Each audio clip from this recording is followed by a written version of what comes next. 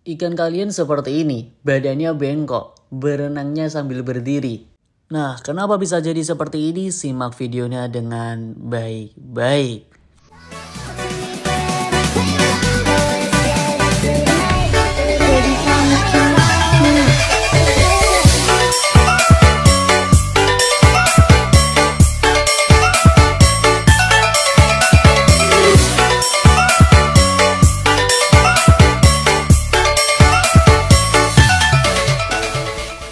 Bismillahirrahmanirrahim. Assalamualaikum warahmatullahi wabarakatuh. Kembali lagi di channel saya. Semoga kita diberi kesehatan dan dilimpahkan rezeki kita. Amin amin ya rabbal alamin.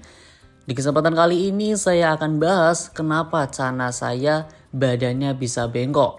Berenangnya sambil berdiri, ekornya juga turun, dan sering mager. Hal seperti ini itu banyak faktornya. Faktor apa saja itu? Simak videonya dengan baik-baik. Karena seperti biasa pembahasan saya sangat penting semuanya. Jadi jangan kau skip-skip. Seperti biasa sebelum pembahasan alangkah baiknya kalian jangan lupa bantu follow IG saya Ovi Animal. Dan jangan lupa bantu like, komen, dan subscribe-nya. Agar saya lebih bersemangat bikin kontennya. Oke, jangan lupa subscribe ya.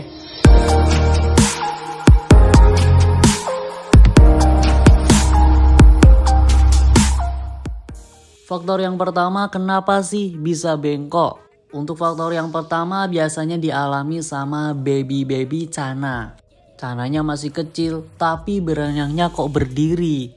Itu diakibatkan karena air yang terlalu tinggi. Baby cana itu ya berenangnya belum begitu lincah. Dikasih air tinggi, jadi ketika ikan mengambil udara, naiknya itu jauh, lama-kelamaan ekornya jadi akan turun.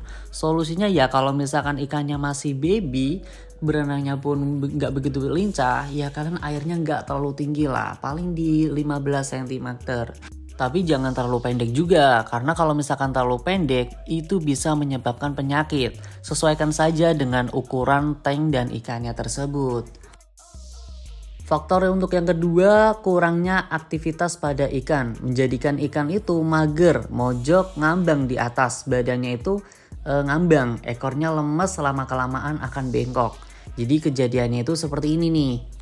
Nah, kurangnya itu kita interaksi kepada ikan tersebut. Jadi lama-kelamaan dia itu akan cenderung mager ikannya itu. Ikannya itu akan mager dan dia posisinya di bagian atas. Dengan posisi badan ngambang, itu otomatis ekornya juga akan kelamaan turun. Nah, lama-lama tulangnya itu dia akan lama-kelamaan akan bengkok. Nah, itu juga bisa menyebabkan. Dan bisa juga karena air. Kalau misalkan airnya kurang bagus, ikannya juga akan cenderung mager. Nah, posisinya magernya itu di bagian atas tersebut. Seperti itu bentuknya. Nah, itu juga bisa terjadi tuh. Faktor yang ketiga itu adalah soal pakan. Emang pakan bisa sengaruh itu bang? Iya, menurut saya pribadi, jika kalian kasih pakan yang kurang kalsium ya atau vitamin, itu juga dapat menyebabkan tulang ekor itu lemes dan fin ataupun ekor pun dia bisa kuncup juga. Misalkan kalian kasih pelet terus menerus, nah itu juga bisa menyebabkan. Kalau misalkan kalian pengen mendapatkan yang terbaik, kalian bisa diselingi dengan pakan hidup. Entah itu kalian kasih cacing, katak, ataupun udang. Itu diselingi 3 hari sekali atau 1 minggu sekali. Ya, buat kalsium biar tulangnya itu dia gak bengkok. Dan jangan lupa pun interaksi pada ikan tersebut. Pelet emang gak bagus bang? Bagus. Pelet sana sini itu semuanya bagus. Cuman pelet itu juga ada kekurangannya. Nah, kalau untuk mendapatkan kekurangan tersebut, kalian bisa diselingi sama pakan hidup. Lagian pakan hidup itu juga sangat bermanfaat buat ikan kalian. Untuk faktor yang keempat, tadi soal pakan. Nah, jika kalian misalkan terlalu banyak ngasih makan, itu juga sangat berpengaruh. Itu juga bisa menjadikan badan bengkok. Loh, kok bisa? Kan kasih makan kan bukannya bagus. Nah, kalau misalkan kalian ngasih makan terlalu banyak, terlalu kenyang, ikan juga akan cenderung mager. Lama-kelamaan kalau misalkan kalian nih ngasih makan nih banyak banget sampai perutnya itu sampai buncit, otomatis ikannya pun gak mau aktif. Nah, kalau ikan gak mau aktif, dia cenderung biasanya akan mager dan dia posisinya biasanya ngambang di atas.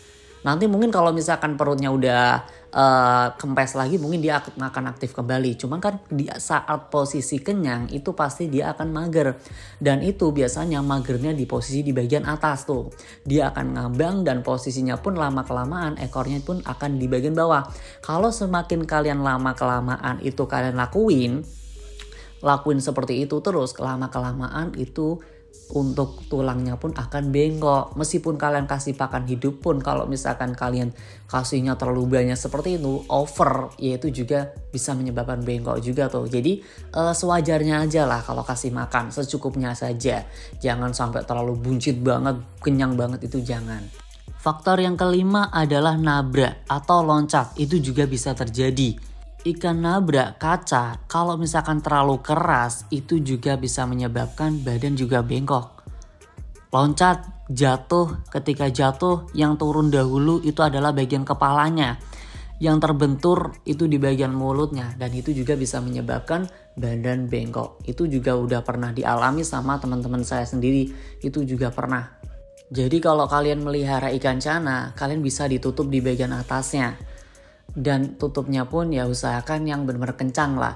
Dan kalian juga jangan terlalu over ketika kasih interaksi pada ikan. Jangan terlalu over sampai bikin dia kaget atau dia benar-benar stres. Nah itu bisa terjadi juga.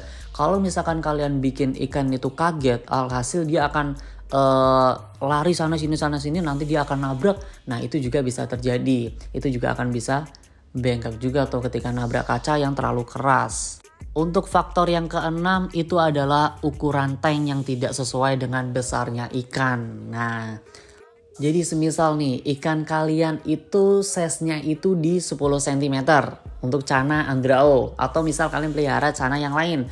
Misal nih kita anggap aja ini size-nya 10 cm. Kalian menaruhnya itu di dalam soliter. Sedangkan soliternya itu ukurannya itu kecil.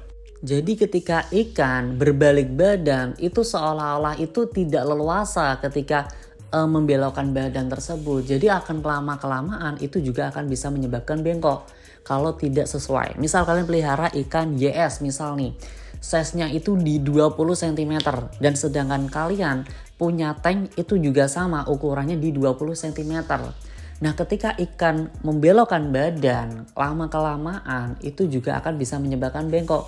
Karena ikan tersebut tidak leluasa ketika membalikkan badan itu tidak leluasa. Jadi minimal kalau misalkan kalian melihara ikan cana ya paling tidak kalian lebih besar lah 2 kali lipat dari ikan tersebut. Semisal ikan kalian itu size-nya misal di 10 cm, ya paling tidak kalian untuk lebarnya itu di 10 cm juga tuh. Jadi nanti ketika membelokkan badan itu leluasa dan ikan pun jauh lebih sehat karena aktivitas pun lebih luas. Nah, jadi cukup itu saja yang bisa saya sampaikan. Itu adalah sekedar pengalaman saya sendiri, pengalaman saya pribadi. Mohon maaf kalau misalkan ada kata-kata yang kurang tepat. Kalau misalkan kalian mau ngasih kritikan juga boleh tulis aja di kolom komentar. Oh iya, jangan lupa bantu like, komen, dan subscribe-nya. Oke? Wassalamualaikum warahmatullahi wabarakatuh. See you next time.